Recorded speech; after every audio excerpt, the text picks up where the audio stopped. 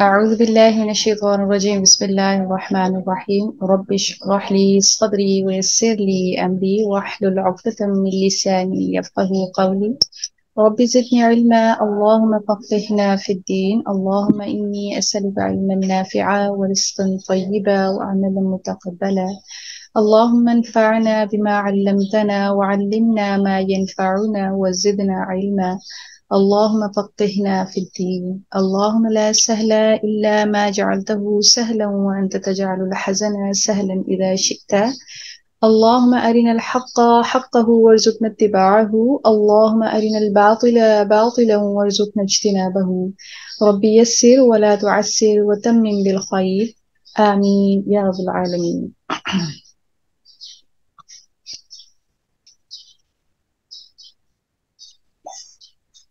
الحمدللہ والصلاة والسلام علی رسول اللہ صلی اللہ علیہ وآلہ وسلم. السلام علیکم ورحمۃ اللہ وبرکاتہ. وعلیکم السلام ورحمۃ اللہ وبرکاتہ. ہم نے پچھلے سیشن میں جو حرکات کے بعد علامات کو پڑھنا شروع کیا اس میں ہم نے جزم کو پڑھا، جزم کی قواعد پڑھے کہ جزم کو کیسے پڑھا جاتا ہے. اس کے بعد ہم نے 5 حروف وہ پڑھے جو حروف قلقلہ ہیں. پھر ہم نے حروف قلقلہ کے درجات کو پڑھا. آج ہم حمزہ کو پڑھ رہے ہیں. حمزہ کا ایک سیشن گزر چکا ہے جس میں نے آپ کو بتایا تھا کہ اگر حمزہ کے اوپر جزم ہو تو اس کو جھٹکے کے ساتھ پڑھا جاتا ہے، اور الف اور حمزہ کے اندر ہم کیسے اس کو ڈفرینشیٹ کر سکتے ہیں. تو الف ہمیشہ بغیر حرکت کے ہوتا ہے، اس کے اوپر کوئی علامت بھی نہیں ہوتی ہے.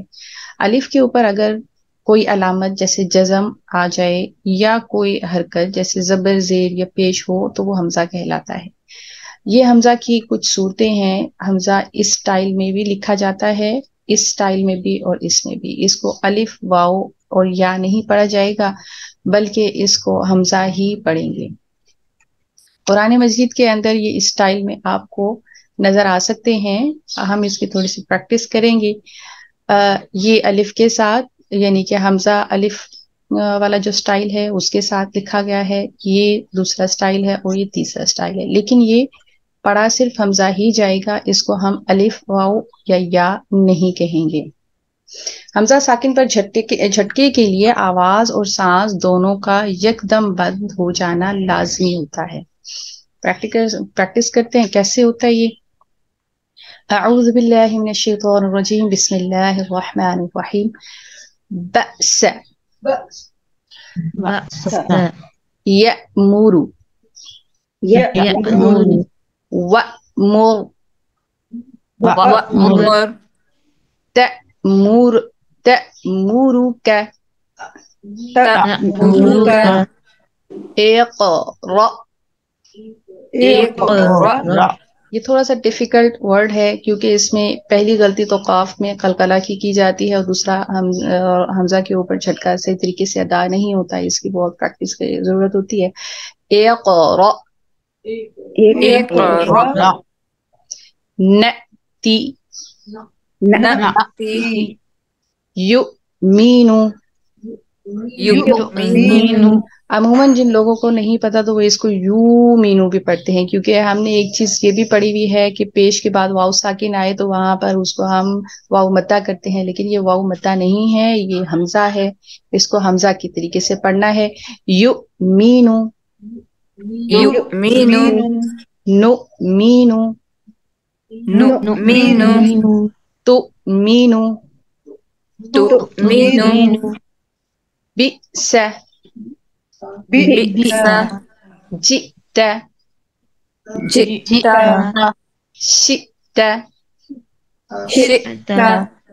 ولبئس ولبئس.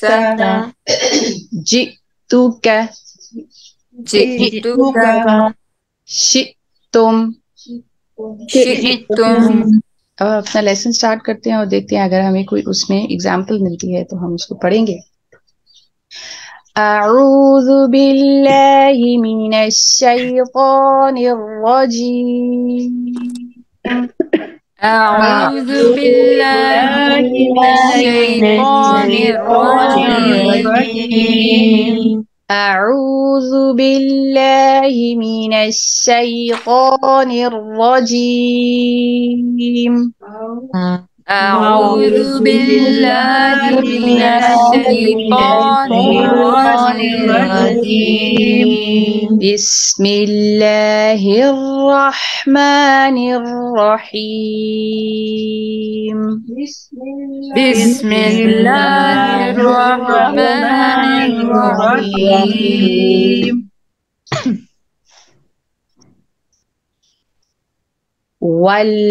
والأنعام والأنعام यहाँ पे इतनी ना दीजिए, अगली आयत पढ़नी है. जी बिल्कुल, आप यहाँ से स्टार्ट कीजिए. والأنعام والأنعام خلقها خلقها لكم فيها دفء ومنافع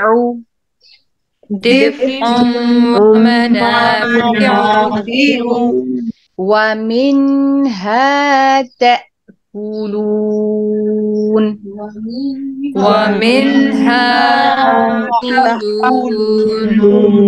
جی یہاں پر آپ دیکھیے کہ جو حمزہ ہے وہ کس سٹائل میں آیا ہے. یہاں پر الف کے سٹائل میں آیا ہے جو میں نے آپ کو بتایا تھا.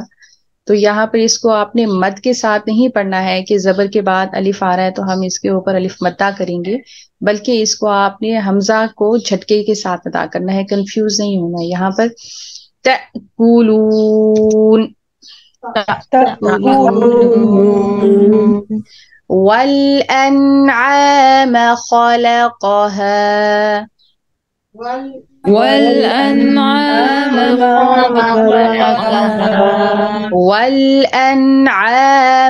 خلقها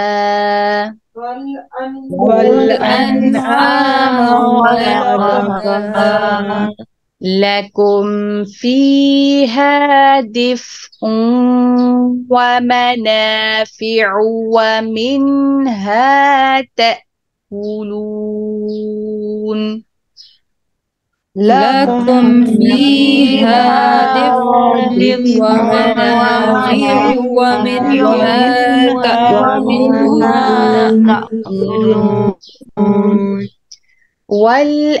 والأنعام خلقها لكم فيها دفء ومنافع ومنها تأكلون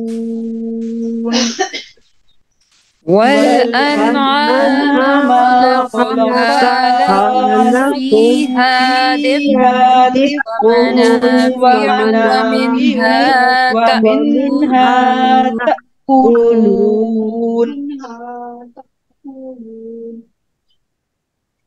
وتحمل أثقالكم إلى وتحمل أثقالكم إلى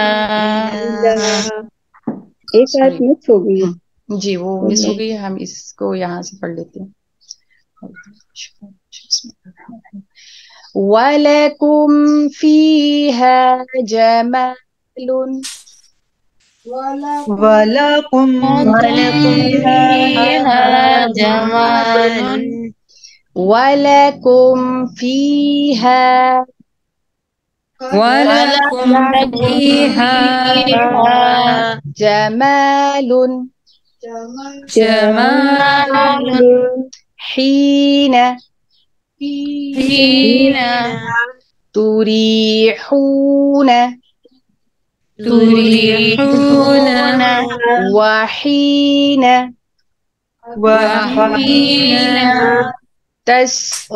تسرحون. تس سین کے اوپر آپ نے قلقلہ نہیں کرنا ہے. یہی مسٹیکس ہوتی ہیں جو جزم کے اندر آتی ہیں عموماً، یعنی کہ جب آپ حروف قلقلہ سے باہر نکل کر کسی بھی حرف کے اوپر آپ قلقلہ کر دیتے ہیں. تس نہیں ہے، یہ تسرحون. تسرحون रॉ को पुर कीजिए, तस रोहून। تسرحون वलकुम फीहा जमालुन حين تريحون وحين تسرحون। ولكم فيها فيها جمال جمال حين حين تريحون وحين تريحون تسرحون وحين تسرحون تسرحون। थोड़ी सी एहतियात के साथ पढ़िए, आयत के अंदर काफी मिस्टेक्स आ रही हैं। हा की अदायगी को दुरुस्त कीजिए, सीन के ऊपर कलकला नहीं करना है। वलकुम फीहा जमालुन हीन तुरीहून वहीन तसरहून। ولكم فيها فيها جمال حين جمال حين تريحون وحين تريحون تسرحون وحين تسرحون تسرحون। नून की जबर को आपने बढ़ाना नहीं है। हीना तुरीहूना वहीना, ये रॉन्ग है। क्यों? इसलिए कि जबर को हम बढ़ा के नहीं पढ़ते हैं, इसको हम जल्दी पढ़ते हैं। हीना तुरीहूना वहीना तसरहून। حين تريحون حين وحين تريحون تسرحون وحين تسرحون जी समरा, ये आपकी शायद गलती आ रही है या फातिमा की। तस नहीं है ये, तस तस राहून। تسرحون प्रैक्टिस कीजिएगा। वतहमिलु وتحمل وتحمل अस्कालकुम أثقالكم أثقالكم इला बलदिल्लम إلى إلى بلد بلد لم इला बलदिल्लम إلى بلد لم تكونوا تكونوا بالغيه بالغيه إلا إلا بشق بشق الأنفس الأنفس إن ربكم إن ربكم لرؤوف رحيم. لرؤوف رحيم لرؤوف رحيم. لرؤوف رحيم وتحمل أثقالكم إلى بلد لم تكونوا بالغيه إلا بشق الأنفس.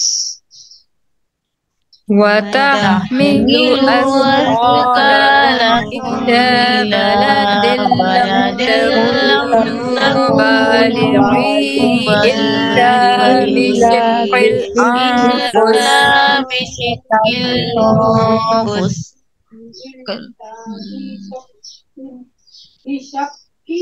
بشق الأنفس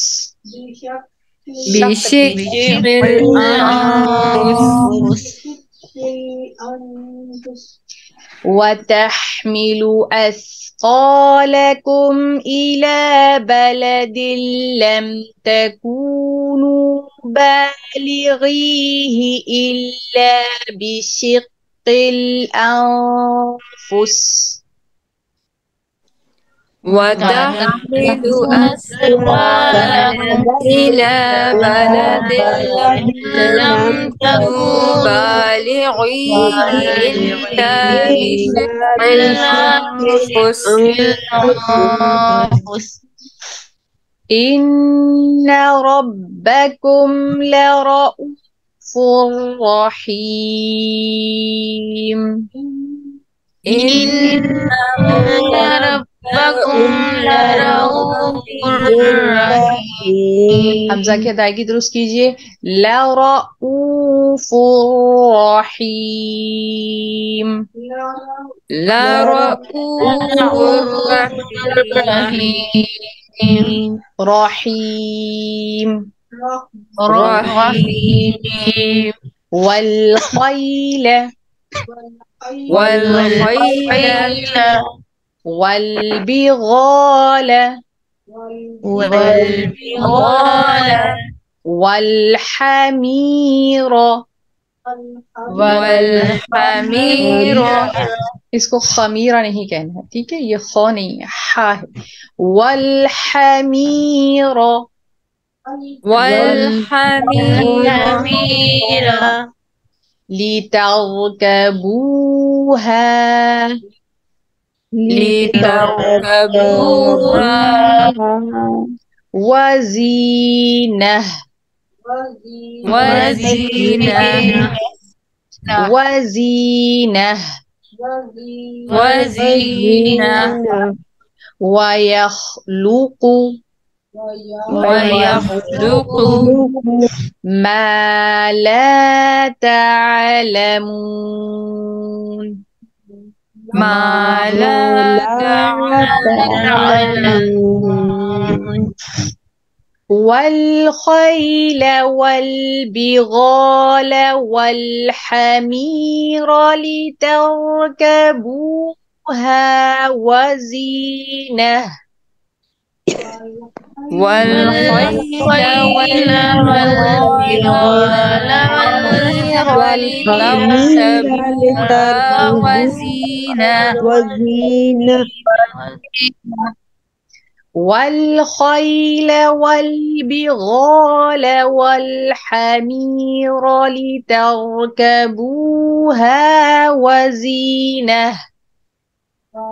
والخيل والبغال والحمير لتركبوها وزينة.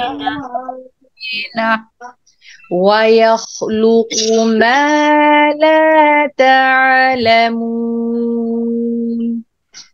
ويخلق ما لا تعلمون.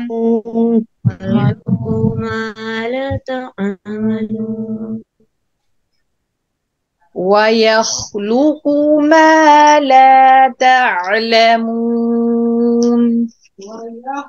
ويخلق ما لا تعلمون.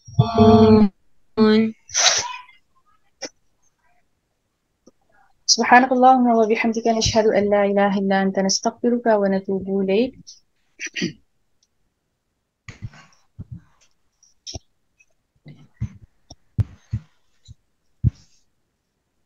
اسم کی علامات ہم پڑھ رہے تھے، جس میں ہم نے سب سے پہلے پڑھا الف لام کے ساتھ اگر حرف شروع ہو تو وہ اسم ہوتا ہے، تنوین آخر میں آ جائے تو وہ بھی اسم ہوتا ہے. پھر مسند الیہ کو ہم نے پڑھا، مضاف اور مضاف الیہ کو ہم نے پڑھا. آج ہم اس کی اگلی قسم کو دیکھتے ہیں. اگر کسی کلمے کی نعت یعنی صفت بیان ہو رہی ہو تو وہ کلمہ اسم ہوتا ہے. اگر کسی کلمے کی نعت یعنی صفت بیان ہو رہی ہو تو وہ کلمہ اسم ہوتا ہے. مثلا زید طویل، زید لمبا ہے. تو اس میں آپ دیکھیں کہ زید کی جو صفت بیان ہو رہی ہے طویل یعنی کہ لمبا ہے، تو اس سے پتہ چل رہا ہے کہ یہ اس کی نعت بیان ہو رہی ہے، یہ صفت بیان ہو رہی ہے. تو اس طرح سے یہ کلمہ کیا ہوا؟ یہ اسم ہوا. نعت کس کو کہتے ہیں؟ نعت صفت کو کہتے ہیں، یعنی کسی کی کوئی صفت بیان کی جاتی ہے تو اس کو کہا جاتا ہے کہ اس کی نعت بیان کی جا رہی ہے. اسم کی اگلی علامت کیا ہے کہ اگر کلمہ مصغر ہو تو اسم ہوتا ہے. مثلا رجیل چھوٹا آدمی. مصغر کو تصغیر بھی کہتے ہیں، یہ صغیر سے ہے جس کے معنی چھوٹا ہونے کے ہیں. مثلا اسد شیر کو کہتے ہیں اور اسید چھوٹا شیر کو کہتے ہیں. اسی طرح رجیل چھوٹا آدمی اور اسید چھوٹا شیر. تو جو کلمہ مصغر ہوگا تو پھر وہ کلمہ بھی اسم کے اندر ہی انکلوڈ ہوگا. اپنا لیسن ہم سٹارٹ کرتے ہیں اور ہوپ فلی ہم اس میں سے اسم کے علامات کو ڈھونڈیں گے. آپ کا لیسن یہی ہے کہ جتنی بھی اسم کے علامات ہم پڑھ چکے ہیں ان سب کو آپ نے تلاش کرنا ہے اور اس کو اچھے طریقے سے ہوم ورک کر کے سینڈ کرنا ہے. آگے بڑھتے ہیں. سورۃ النحل ہم پڑھ رہے تھے. اعوذ باللہ من الشیطان الرجیم بسم اللہ الرحمن الرحیم.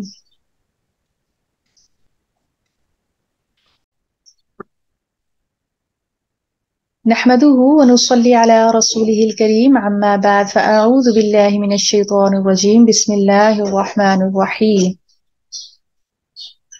آیت نمبر 5 سے آج ہم اپنا لیسن سٹارٹ کریں گے کیونکہ یہاں سے مویشی جانوروں کا ذکر شروع ہوتا ہے سورۃ النحل کے اندر.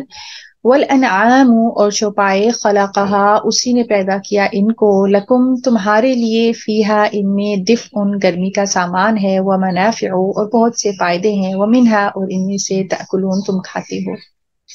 اللہ تعالیٰ نے انسان کے لیے اس کی تمام ضروریات کو پوری کرنے کے لیے اللہ تعالیٰ نے مویشی جانوروں کو پیدا فرمایا، اور یہ اللہ تعالیٰ کی کمال رحمت ہے کہ اللہ تعالیٰ نے انسانوں کے اوپر رحم فرمایا اور مویشی جانوروں سے ان کو طرح طرح کے فوائد حاصل ہوئے. سورۃ الانعام میں انہی فوائد کا ذکر اللہ تعالیٰ نے فرمایا اور 8 قسم کے مویشی جانوروں کا اللہ تعالیٰ نے ذکر فرمایا جن سے ہم اپنے کھانے پینے کی ضروریات پوری کرتے ہیں اور اپنے لباس کی ضروریات پوری کرتے ہیں، اپنی سفری ضروریات پوری کرتے ہیں. تو یہاں پہ بھی اللہ تعالیٰ نے مویشی جانوروں کے ذریعے سے جو ہمیں فوائد پہنچائے ان کو اللہ تعالیٰ یہاں پر بیان فرما رہے ہیں. یہاں پر بیان فرمانے کا کیا مقصد ہے؟ تاکہ ہم ان مویشی جانور کو دیکھ کر یہ جان سکیں کہ ہمارا خالق اور ہمارا مالک کس قدر قدرت والا ہے جس نے ہمارے لیے ان جانوروں کو مطیع اور فرما بردار بنا دیا ہے. اللہ تعالیٰ فرماتے ہیں لکم فیہا دفء، اس میں تمہارے لیے گرمی کا سامان ہے. دفء دراصل کہتے ہیں کپڑے کو، تو یہ پھر گرم کپڑے ہوئے. تو ان کے ذریعے سے ہم سردی اور ٹھنڈ سے بچنے کے لیے اون سے ہم اپنے کپڑے بناتے ہیں، گرم کپڑے بناتے ہیں، گرم شالز بناتے ہیں. تو اللہ تعالیٰ نے ان کے ذریعے سے ہمیں گرم کپڑے عطا فرمائے تاکہ ہم اپنے آپ کو سردی سے بچا سکیں. وہ منافع اور بھی طرح طرح کے اللہ تعالیٰ نے فوائد ہمارے لیے پیدا فرمائے ہیں. اور وہ کون سے فوائد ہیں جو بیسیکلی ہم دیکھتے ہیں مویشی جانوروں سے ہم حاصل کرتے ہیں؟ تو اس میں تو سب سے پہلی چیز یہ کہ پینے کی چیزیں جیسے دودھ ہم مویشی جانوروں سے حاصل کرتے ہیں، کھانے کی چیزیں جیسے گوشت حاصل کرتے ہیں، ہڈی حاصل کرتے ہیں، انہی کی چربی سے ہم اپنے لیے گھی بناتے ہیں اور ان کو ہم اپنی سفری ضروریات کے لیے استعمال کرتے ہیں. اسی طرح ہم ان کی نسل حاصل کرتے ہیں، یعنی کہ یہ تجارت کے اندر بھی ہمیں طرح طرح سے نفع بخش چیزیں پہنچاتے ہیں. اسی طرح اگر آپ یہاں پر دیکھیں کہ اللہ تعالیٰ یہاں پر فرما رہے ہیں وہ منافع، اور اگر آپ اس کے اوپر غور کرتے ہوئے چلے جائیں تو آپ کو پتہ چلے گا کہ اللہ تعالیٰ نے اس میں طرح طرح کے ہمارے لیے فائدے رکھے ہوئے ہیں ان مویشی جانوروں کے اندر. اور نہ صرف کھانے پینے کے اور اوڑھنے پہننے کے حوالے سے بلکہ ہماری جذباتی تسکین کے لیے بھی اللہ تعالیٰ فرماتے ہیں وَلَكُمْ اور تمہارے لیے فیہا ان میں جمال شان ہے، حینا جس وقت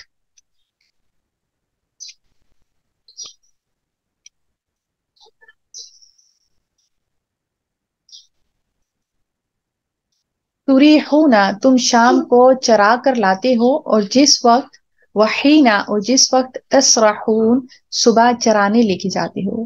یعنی کہ یہ بھی ایک اللہ تعالیٰ کا کمال آپ پہلے کہ انسان کے اوپر ایک احسان ہے کہ ایک جذباتی تسکین بھی اللہ تعالیٰ نے ان جانوروں کے ذریعے سے انسان کو عطا فرمائی ہے، اور کس قدر خوبصورت وہ منظر لگتا ہے جس وقت مویشی جانور صبح کو اپنی چراگاہ میں چرنے کے لیے جاتے ہیں، اور پھر شام کے وقت جب وہ ان کو چرا کر واپس لے کر آتے ہیں تو اس وقت تھنوں سے بھرے ہوئے، کھوک والے اور اونچی اونچی کہانوں والے کتنے بھلے اور کتنے خوبصورت انسان کو محسوس ہوتے ہیں، اور کتنی جذباتی تسکین محسوس کرتا ہے ان سے۔ وَتَحْمِلُوا، اور وہ اٹھاتے ہیں، اثقالکم، تمہارے بوجھ، الی بلدن، شہروں کی طرف، لم نہ تکونوا، تم تھے، بالغیہ، ان میں پہنچنے والے، الا، مگر، بشق، مشقت کے ساتھ، الانفس، تکان کے ساتھ، انا، بے شک، انفس، اپنی جانوں کے اوپر، بشقن، مشقت اور تھکان کے ساتھ، انفس، جانوں کے اوپر، انا، بے شک، ربکم، تمہارا رب، لرؤوف، بہت زیادہ شفقت کرنے والا، اور رحیم، بہت زیادہ مہربان ہے۔ تو اللہ تعالیٰ نے جانوروں کو پیدا فرمایا، تو اللہ تعالیٰ یہاں پر بیان فرما رہے ہیں کہ پیچھے تو ہم نے ان کی بہت ساری چیزیں دیکھی کہ وہ ہمیں کس کس طریقے سے فیسیلیٹیٹ کرتے ہیں، یہ مویشی جانور، اور ان سے ہم کیسے کیسے فائدے حاصل کرتے ہیں۔ یہاں پر ایک مخصوص چیز کا ذکر اللہ تعالیٰ فرما رہے ہیں کہ اس کو مال برداری کے لیے اور اس کے اوپر سواری کے لیے بھی ہم نے ان کو تمہارا مطیع اور فرما بردار بنا دیا۔ اگر یہ مال برداری کے لیے جانوروں کو ہم استعمال نہ کرتے، آج کل کے دور میں تو گاڑیاں ہیں، لیکن ان وقتوں میں جو اس سے پہلے جب گاڑیاں نہیں تھیں تو کس قدر ایک مشقت والا اور مشکل کام تھا ایک انسان کے لیے کہ وہ اتنا بوجھ اٹھا کر تجارتی مقاصد کو پورا کرنے کے لیے یا سفر کی نیت سے، غرض سے، جب وہ ایک شہر سے، ایک ملک سے دوسرے ملک کی طرف نقل مکانی کرتے تھے تو کس قدر مشکل تھا کہ اگر وہ پیدل سفر کرتے یا پھر وہ اپنے سامان کو اپنے اوپر لاد کر لے کر جاتے تو انتہائی اپنی جانوں کو مشقت میں ڈالنے والی چیز تھی، جس سے اللہ تعالیٰ نے ان کو سہولت عطا فرمائی، اور اللہ تعالیٰ نے انسان کے لیے ان جانوروں کو مطیع اور فرما بردار بنا دیا جو قد و قامت میں کس قدر بڑے ہوتے ہیں لیکن وہ انسان کے مطیع اور فرما بردار ہوتے ہیں۔ تو ان سے انسان کس کس طریقے سے فائدے حاصل کرتا ہے، جیسے حج کے دوران میں، عمرے کے دوران میں، جہاد کے مقاصد کے لیے، تجارت کے، اور ایسے ہی اور دوسرے جو سفر کرتے ہیں ان کے لیے ان جانوروں کو استعمال کیا جاتا تھا۔ تو اس طرح سے اللہ تعالیٰ نے ان جانوروں کو ہمارے لیے مطیع اور فرما بردار بنا دیا ہے۔ انہی چیزوں کا ذکر اللہ تعالیٰ نے قرآن پاک کے دوسرے حصوں میں بھی بیان فرمایا، جیسے ہم سورۃ المؤمنون کی آیت نمبر 21 میں دیکھتے ہیں، اللہ تعالیٰ فرماتے ہیں وَإِنَّ لَكُمْ فِي الْأَنْعَامِ لَعِبْرَةٌ، اور یہ چوپائے جانور تمہارے لیے باعث عبرت ہیں، جن سے اللہ تعالیٰ ہمیں دودھ پلاتے ہیں، ہمیں بہت سے فائدے دیتے ہیں، ان کا گوشت ہم کھاتے ہیں، ان پر ہم سواریاں کرتے ہیں۔ اسی طرح ایک دوسری جگہ پر اللہ تعالیٰ فرماتے ہیں سورۃ النحل کے اندر ہی ہم آگے پڑھیں گے آیت نمبر 79 کے اندر کہ اللہ الذی جعل لکم الانعام، کہ اللہ تعالیٰ نے ہمارے لیے چوپائے جانور پیدا کیے تاکہ ہم ان پر سواری کریں، انہیں کھائیں، نفع اٹھائیں، حاجات پوری کریں، اور اللہ تعالیٰ نے ہمیں کشتیاں بھی عطا فرمائیں، اور یہ دیکھنے والوں کے لیے نشانیاں ہیں۔ اسی طرح اللہ تعالیٰ نے سورۃ الزخرف کی آیت نمبر 12 میں فرمایا وَجَعَلَ لَكُم مِّنَ الْفُلْكِ وَالْأَنْعَامِ مَا تَرْكَبُونَ، یعنی کہ اس اللہ تعالیٰ نے تمہارے لیے کشتیاں بنائی اور چوپائے پیدا کیے کہ تم ان پر سوار ہو کر اپنے رب کا فضل و شکر کرو اور کہو کہ وہ پاک ہے، وہ ذات پاک ہے کہ جس نے ہمارے لیے ان جانوروں کو مطیع اور ہمارا ماتحت بنا دیا، حالانکہ ہم میں یہ طاقت نہیں تھی، اور ہم یہ مانتے ہیں کہ ہم اسی کی طرف لوٹ کر جانے والے ہیں۔ تو یہ بے شک اللہ تعالیٰ کی شفقت ہے، اس کی مہربانی ہے کہ اس نے ہمارے اوپر کمال شفقت اور مہربانی کی اور ہمارے لیے آسانیاں پیدا کی۔ والخیل، اور گھوڑے، والبغال، اور خچر، والحمیر، اور گدھے، لترکبوہا، تاکہ تم ان پر سوار ہو، وزینتاً، اور زینت کے لیے۔ تو یہ جو چیزیں ہیں جن میں بیسیکلی اسپیسیفائی کر دیا اللہ تعالیٰ نے یہاں پر کہ گھوڑے، خچر اور گدھے جو ہیں ان کو اللہ تعالیٰ نے مال برداری کے لیے، سفری ضروریات کے لیے اللہ تعالیٰ نے پیدا فرمایا، ہمارا مطیع اور فرما بردار بنایا، اور اس کے ساتھ ساتھ ایک اور خوبصورت سی بات وزینتاً، اور اللہ تعالیٰ نے ان کو زینت بنایا ہمارے لیے، ہمارے خوشی کا، ہمارے لیے خوبصورتی کا باعث بنایا۔ جن کے پاس بہت سارے گھوڑے ہوتے ہیں تو آپ نے کبھی دیکھا ہوگا کہ کس قدر خوبصورت ہوتے ہیں یہ گھوڑے، اور کس قدر ان کے اندر بیوٹی ہوتی ہے اور بھاگتے ہوئے اور چلتے ہوئے کس قدر اپنے مالک کو فیسینیٹ کرتے ہیں اور کس قدر وہ ان سے محبت کرنے والے ہوتے ہیں. وَيَخْلُقُ مَا لَا تَعْلَمُونَ اور وہ پیدا کرتا ہے وَيَخْلُقُ اور وہ پیدا کرتا ہے ما جو لا نہیں تعلمون تم جانتے تھے. تو اس آیت کے اس حصے کے بھی آگے سے دو میننگز نکلتے ہیں, دو معنی اس کے پیدا ہوتے ہیں. پہلا معنی تو یہ ہے کہ اللہ تعالیٰ نے کئی ایسی چیزیں تمہارے لیے پیدا کر رکھی ہیں جو تمہاری خدمت پر معمور ہیں, لیکن تم انہیں نہیں جان سکتے یا ابھی نہیں جان سکتے. اور دوسری بات یہ, اس کا معنی دوسرا یہ نکلتا ہے کہ اللہ تعالیٰ نے تمہاری سواری اور بات برداری اور دوسرے فوائد کے لیے مستقبل میں کہیں ایسی چیزیں پیدا کرے گا جن کا فی الحال تم تصور بھی نہیں کر سکتے. مثلا سواری کے لیے اللہ تعالیٰ نے اب آپ دیکھیں تو بسیں, ریل گاڑیاں, ہوائی جہاز پیدا کر دی ہیں, اور معلوم نہیں کہ آئندہ بھی وہ کیا کچھ پیدا کرے گا. حالانکہ آپ یہ دیکھ لیں کہ یہی حال زندگی کے دوسرے شعبوں میں ہے کہ نت نئی ایجادات جو ہیں وہ ہو رہی ہیں, اور اللہ تعالیٰ یہ بہتر جانتا ہے کہ آئندہ آنے والے دنوں میں اللہ تعالیٰ ہماری سہولت کے کیسے کیسے انتظامات اللہ تعالیٰ نے کر کے رکھے ہوئے ہیں, اور اللہ تعالیٰ ہمیں کیا کچھ دکھانے والا ہے اور کیا کچھ وہ کریٹ کرنے والا ہے, کیا کچھ وہ بنانے والا ہے ہمارے لیے. ان چیزوں کو ہم نہیں جانتے ہیں, اللہ تعالیٰ ہی ان کو جانتا ہے, اور اللہ تعالیٰ جب چاہتا ہے ان کا علم ہمیں عطا فرما دیتا ہے. تو ان آج کی جو آیات تھے ان سے تو کمال اللہ تعالیٰ کی شفقت اور مہربانی محسوس ہوتی ہے کہ اللہ تعالیٰ اپنے بندوں کے ساتھ کتنا شفیق ہے, کتنا رحیم ہے, کتنی اس نے نعمتیں انسان کو عطا فرمائی ہیں. تو اللہ تعالیٰ کی اتنی نعمتیں حاصل کرنے کے بعد, ان سے فائدہ اٹھانے کے بعد, ایک انسان کا یہ فرض بنتا ہے کہ وہ اللہ تعالیٰ کا شکر گزار بندہ بنے, اللہ تعالیٰ کی فرما برداری کرے, اس کی عبادت کرے, کیونکہ اللہ تعالیٰ نے انسان کو صرف اپنی عبادت کے لیے پیدا کیا ہے. اللہ تعالیٰ کی عبادت, اللہ تعالیٰ کی فرما برداری اللہ تعالیٰ ہم سب کو نصیب فرمائے. وآخر دعوانا ان الحمد للہ رب العالمین. سبحان ربک رب العزت عما یصفون وسلام علی المرسلین والحمد للہ رب العالمین. السلام علیکم ورحمۃ اللہ وبرکاتہ.